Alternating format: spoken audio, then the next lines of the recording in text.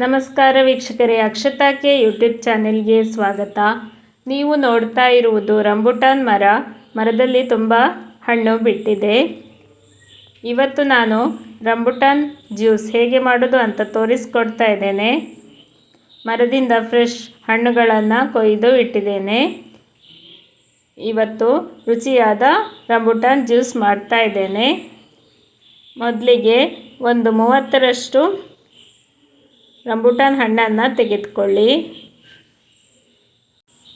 Rambutan ಹಣ್ಣು ಒಳ್ಳೆ ಸಿಹಿಯಾಗಿರೋದ್ರಿಂದ ಈ ಜ್ಯೂಸಿಗೆ ನಾನು ಯಾವುದೇ ಸಕ್ಕರೆಯನ್ನು ಬಳಸ್ತಾ ಇಲ್ಲ.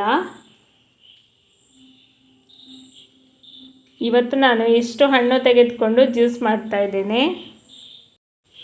ರಂಬುಟಾನ್ ಹಣ್ಣಿನ ಹೊರಗಿನ ಸಿಪ್ಪೆಯನ್ನು ತೆಗೆದುಕೊಳ್ಬೇಕು. ಈ ಥರ ಕಟ್ ಮಾಡಿದರೆ ಒಳಗೆ ಬಿಳಿಯಾದ ಹಣ್ಣು ಇರ್ತದೆ. ಈ ಹಣ್ಣಿನ ಪಲ್ಪನ್ನು ತೆಗೆದು ಜ್ಯೂಸ್ ಮಾಡುವಂಥದ್ದು. ತುಂಬ ಹಣ್ಣನ್ನು ಉಪಯೋಗಿಸ್ತಾ ಇರೋದ್ರಿಂದ ಮೊದಲಿಗೆ ಎಲ್ಲ ಹಣ್ಣನ್ನು ಕಟ್ ಮಾಡ್ತಾ ಇದ್ದೇನೆ. ಹೇಗೆ ಒಳಗೆ ಹಣ್ಣು ಇರ್ತದೆ ಅಂತ ತೋರಿಸ್ತಾ ಇದ್ದೇನೆ ನೋಡಿ. ಈ ಥರ ಇರ್ತದೆ, ಪಲ್ಪ್ ಇರ್ತದೆ ಮತ್ತು ಒಳಗೆ ಒಂದು ಬೀಜ ಇರ್ತದೆ. ಪಲ್ಪ್ ನಾವು ಉಪಯೋಗಿಸುವಂಥದ್ದು, ಬೀಜವನ್ನು ಬಿಸಾಕುವಂಥದ್ದು. ನಾನು ಈಗ ಎಲ್ಲ ಹಣ್ಣನ್ನು ಸುಲಿಬೇಕು ಅಂತ ಇದ್ದೇನೆ.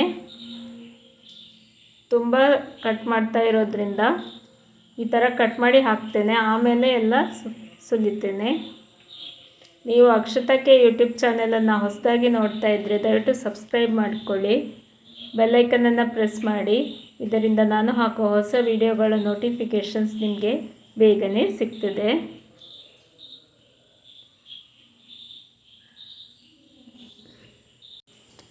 ಈ ರಂಬುಟಾನ್ ಹಣ್ಣಿನಲ್ಲಿ ಕೆಲವು ದೊಡ್ಡ ಜಾತಿಯ ರಂಬುಟಾನ್ ಹಣ್ಣು ಕೂಡ ಇರ್ತದೆ. ನಾನು ತೆಗೆದುಕೊಂಡ ರಂಬುಟಾನ್ ಹಣ್ಣು ಮೀಡಿಯಮ್ ಸೈಜ್ನದ್ದು. ಈ ಥರ ಎಲ್ಲ ಹಣ್ಣುಗಳನ್ನು ಕಟ್ ಮಾಡಿ ಇಟ್ಕೊಳ್ಳಿ. ಆಮೇಲೆ ಅದರ ಸಿಪ್ಪೆಯನ್ನು ಕಂಪ್ಲೀಟಾಗಿ ಬಿಡಿಸಿ ಆಮೇಲೆ ಪಲ್ಪನ್ನು ತೆಗೆಯುವಂಥದ್ದು. ನಾನು ಇವತ್ತು ಜ್ಯೂಸಿಗೆ ಸಕ್ಕರೆಯನ್ನು ಹಾಕ್ತಾ ಇಲ್ಲ. ನೀವು ನಿಮ್ಮ ಹತ್ರ ಕಡಿಮೆ ಹಣ್ಣು ಇದ್ದರೆ ಹಣ್ಣಿನ ಪಲ್ಪ್, ನೀರು, ಸಕ್ಕರೆ ಅಥವಾ ಜೇನು ಹಾಕಿ ಮಾಡಿಕೊಳ್ಬಹುದು. ಪರಿಮಳಕ್ಕೆ ಪುದೀನ ಎಲೆಗಳನ್ನು ಹಾಕ್ಕೊಳ್ಬಹುದು.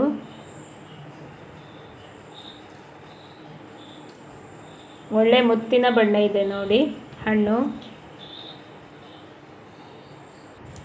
ಈ ರಂಬುಟಾನ್ ಹಣ್ಣು ಇಂಡೋನೇಷ್ಯಾ, ಫಿಲಿಪೀನ್ಸ್ ದೇಶಗಳಲ್ಲಿ ಹೆಚ್ಚಾಗಿ ಬೆಳೀತಾರೆ. ಈಗ ನಮ್ಮ ಭಾರತದ ಕೇರಳದಲ್ಲೂ ಇದನ್ನು ಜಾಸ್ತಿಯಾಗಿ ಬೆಳೀತಾ ಇದ್ದಾರೆ. ಇವತ್ತು ನಾನು ತೋರಿಸ್ತಾ ಇರೋದು ನಮ್ಮ ಮನೆಯಲ್ಲೇ ಬೆಳೆದ ರಂಬುಟಾನ್ ಹಣ್ಣುಗಳನ್ನು.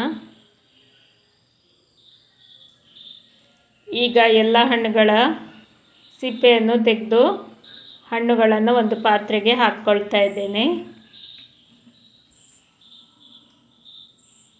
ರಂಬುಟಾನ್ ಹಣ್ಣು ಒಳ್ಳೆ ಸಿಪ್ಪೆ ಕೆಂಪು ಆದರೆ ಒಳ್ಳೆ ಸಿಹಿ ರುಚಿ ಇರ್ತದೆ. ಅರಶಿನ ಬಣ್ಣದಲ್ಲಿದ್ದರೆ ಸ್ವಲ್ಪ ಹುಳಿ ರುಚಿನೂ ಇರ್ತದೆ. ಹಸಿರು ಬಣ್ಣದಲ್ಲಿ ಇದ್ದರೆ ಪೂರ್ತಿಯಾಗಿ ಹುಳಿಯಾಗಿರ್ತದೆ. ಹಣ್ಣಾಗಲಿಕ್ಕೆ ಒಳ್ಳೆ ಕೆಂಪು ಬಣ್ಣ ಬರಬೇಕು. ಇದರಲ್ಲಿ ಜ್ಯೂಸ್ ಮಾಡುವಾಗ ಬೇರೆ ಲೆಮನ್ ಸೇರಿಸುವ ಅವಶ್ಯಕತೆ ಇಲ್ಲ. ಕೆಲವು ಹಣ್ಣುಗಳು ಸ್ವಲ್ಪ ಹುಳಿಯಾಗಿರ್ತದೆ, ಆಗ ರುಚಿ ಸ್ವಲ್ಪ ಹುಳಿ ಮಿಶ್ರಿತ ಸಿಹಿ ಬರ್ತದೆ.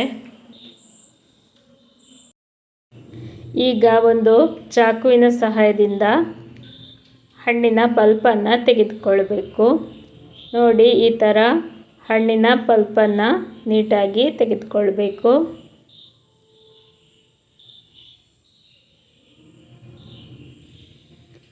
ಮತ್ತು ಬೀಜವನ್ನು ಬಿಸಾಕುವಂಥದ್ದು.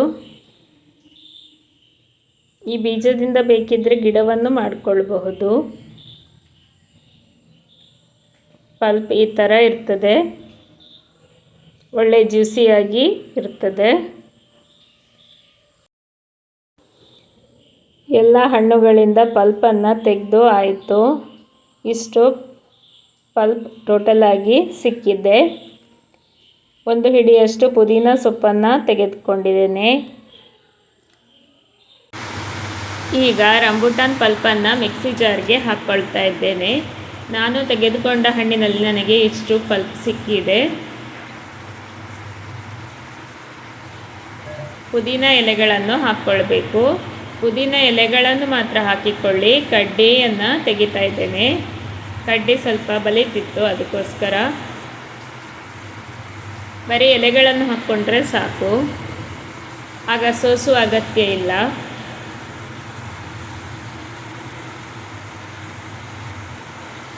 ಪುದೀನ ಎಲೆಗಳನ್ನು ಹಾಕಿಕೊಳ್ಳಿ. ರಂಬುಟಾನ್ ಪಲ್ಪ್ ಸಪೋಸ್ ನಿಮ್ಮ ಹತ್ರ ಸ್ವಲ್ಪ ಇದ್ದರೆ ಸ್ವಲ್ಪ ನೀರನ್ನು ಹಾಕಿಕೊಳ್ಳಿ. ಸಿಹಿಗೆ ಸಕ್ಕರೆ ಅಥವಾ ಜೇನನ್ನು ಹಾಕ್ಕೊಳ್ಬೋದು. ನಾನು ರಂಬುಟಾನ್ ಹಣ್ಣಿನಲ್ಲೇ ಮಾಡ್ತಾ ಇದ್ದೇನೆ, ಸಕ್ಕರೆಯನ್ನು ಬಳಸ್ತಾ ಇಲ್ಲ. ಪುದೀನ ಸೊಪ್ಪು ಒಳ್ಳೆಯ ಪರಿಮಳ ಮತ್ತು ಆರೋಗ್ಯಕ್ಕೂ ಒಳ್ಳೆಯದು.